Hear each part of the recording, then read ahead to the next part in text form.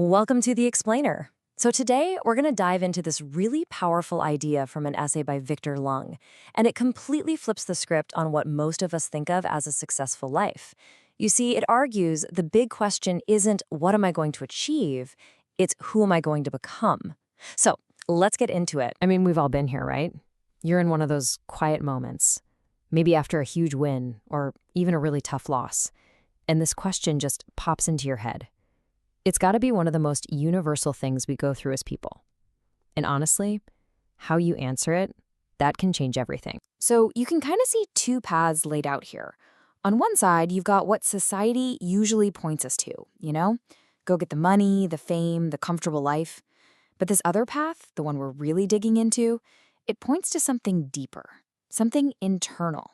It's all about working on your heart, purifying your soul. Okay, so this brings us to our first big idea, the ultimate question.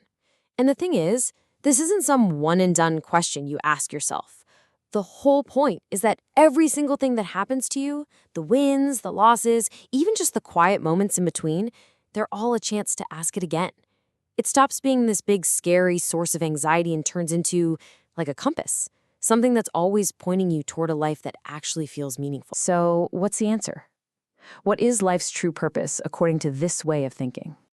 Well, it's a pretty radical shift in how you look at things. It basically says our main job isn't to build up this amazing-looking resume for everyone else to see. Nope, it's to cultivate an amazing soul for ourselves. The whole focus just shifts from what you have to who you are becoming. Okay, so this phrase, perfecting your character, what does that even mean? It's super important to get this right. This is not about being perfect or flawless. Nobody is. Think of it more like it's a lifelong project of deliberate growth. I love this analogy they use. Imagine your character is this block of stone, and you're the sculptor. Every experience you have, good or bad, that's your hammer and chisel. The real goal? It's just to end up with a soul that's a little bit kinder, a little wiser, and a whole lot stronger than the one you were born with. All right, so if that's the what, then obviously the next question is the how. How do we actually do this? How do we walk this path to character?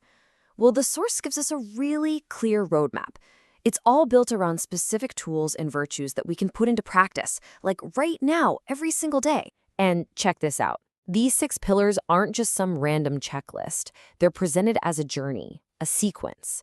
It all kicks off with giving, right? That immediately pulls our focus off of ourselves. And once you're looking outward, it makes having integrity, picking what's right over what's easy, it just makes it feel more natural.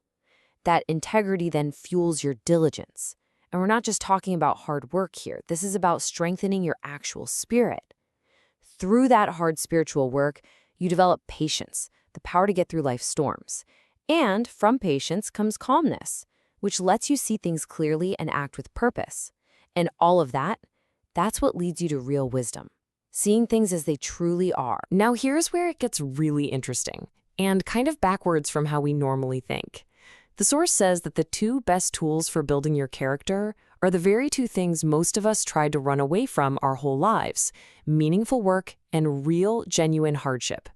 So they're not roadblocks to get around. They're actually the essential tools for the job. And this old saying, you can't buy the hardships of youth with money, man, that just nails it, doesn't it? There's such a deep truth in that. You just can't buy the lessons that struggle teaches you, that toughness, that perspective you get from going through hard times, especially when you're young. That's something that a life of comfort and ease could never, ever give you. It's a different kind of currency, a different kind of wealth. So why is hardship so critical? Well, think of it like a forge. It's the heat that burns away all the ego and the arrogance. It's what deepens our empathy, because now we know what it's like to suffer. And it's what builds this inner strength that just can't be broken. You know the saying, calm seas never made a skilled sailor? It's so true. The person who comes out the other side of that fire is just fundamentally different from the one who went in. Okay, so let's say you do it. You commit. You lean into meaningful work. You face hardship head on. You practice these virtues every day. What's the payoff? What do you actually get out of all this? Well, that brings us to the inner reward.